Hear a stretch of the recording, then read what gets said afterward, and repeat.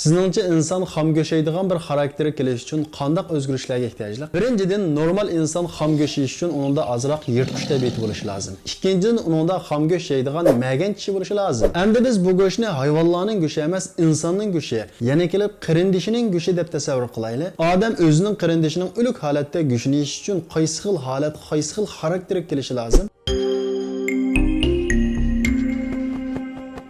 O'zining qirindishining o'lik holatda go'shini yeyish uchun odam inson qilipidan chiqishi lozim. Chunki xom go'sh yeydigan bo'libmi, odam go'shi yeydigan xarakter insonda aslan mavjud emas. Qur'on Karimda Alloh taolo g'ayvat qilishni o'lik holatdagi qirindishining go'shini yeganga o'xshatdi. Demak, g'ayvat qilgan odam ko'rinishda insondek, odamdek ko'rinsimi, Qur'on Karimning ko'rsatmasida Allohning nazarida odam go'shi yeydigan inson qilipidan chiqqan bir maxluq. Nima uchun g'ayvat Allohning nazarida buncha xatarlik va qo'rqinchli gunoh? Bizning dinimiz boshqalarning yomon gapini emas, boshqalarning yomon ishini yo'gashga buyuruydi. Shundaqla g'ayvat qarindoshlik va musulmonlarning birligini buzadigan birinchi omil. Biz g'ayvatda 3 xil odamning biri bo'lamiz. Ya g'ayvat qiling'uvchi bo'lamiz. Bu biz uchun bir ta'lay. Chunki g'ayvat qilg'uvchining yaxshiligi g'ayvat qilgan miqdorda g'ayvat qiling'uvchiga yetkiladi. Agar uning yaxshiligi bo'lmasa, g'ayvat qiling'uvchining yomonligi g'ayvat qilg'uvchiga yetkiladi. Yoki g'ayvat qilg'uvchi bo'lamiz. Payg'ambar alayhissalom Isro kechasi mis tirnoqlari bilan yuz ko'zlarini tatilab, badallarini tatilab, azoblanayotgan bir turli kishilarning yonidan o'tadi. Jibril alayhissalomdan bularning kim ekanligini so'raydi. Jibril alayhissalom bular kishilarning go'shini yeydigan, ya'ni g'ayvat qiladigan va kishilarning yuz obro'yiga til tekkizadigan kishilar deb javob beradi. Yana bir hadisda payg'ambar alayhissalom jazonilarning eng jazonisi,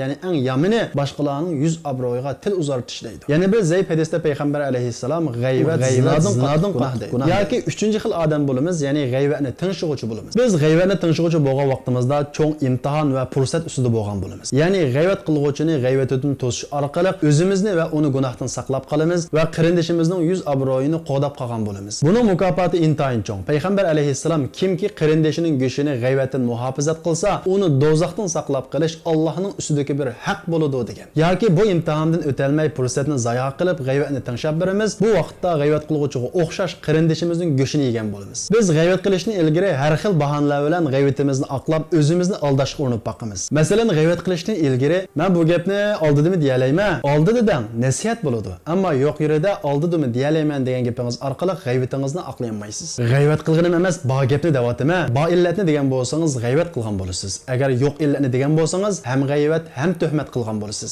G'ayvat tilimizda emas, qalbimiz va ishorat orqali bo'ladi. Tilimizda boshqalarning yomon gapini qilish g'ayvat bo'lganidek, qalbimizda boshqalarni yomon gumon qilish qalb g'ayvati bo'ladi. Shuningdek, g'ayvat ishorat orqali bo'ladi. Oysha roziyallohu anha bir kuni Rasulullohning huzurida Safiya roziyallohu anhaning paka ekanligini qo'li bilan ishorat qilib ko'rsatdi edi. Payg'ambar alayhissalom: "Ey Oysha, sen shundoq bir gap qildingki, agar bu gaping dengizga tushgan bo'lsa, dengizni bulg'aytatdi" dedi. Shuni unutmangki, sizning qishingizda boshqalarning yomon gapini qilgan odam boshqalarning qishida sizning yomon gapingizni qilishi mumkin. G'ayvatdan saqlanishning bir qancha yo'llari bor. Buning birinchisi zikr tasbihini ko'p aytish. Odamning og'zi zikr tasbihi bilan mashg'ul bo'lgan vaqtda g'ayvatdan yiroq bo'ladi. Ikkinchidan, oila va boshqa o'ltirish so'rovlarimizda har xil usullar bilan o'zaro bir-birimizni g'ayvatdan ogohlantirib turishimiz lozim. Uchinchidan, nishonsiz va g'oyasiz suhbat va o'ltirishlardan yiroq turish lozim. To'rtinchidan, g'ayvat qilishning Allohning nazarida va Qur'on Karimning ko'rsatmasida o'zining qarindishining go'shini o'lik holatda yeganga o'xshash qabih ish ekanligini har vaqt esimizdan chiqarmasligimiz lozim. G'ayvat qul haqqi, ya'ni insonning haqqi bo'lg'achqa bundan tavba qilish, ikkinchi qatim takrorlanmaslik sharti bilan g'ayvatini qilgan odamning o'zidan rozilik qilish bilan bo'ladi. Agar rozilik qilish imkoniyati bo'lmasa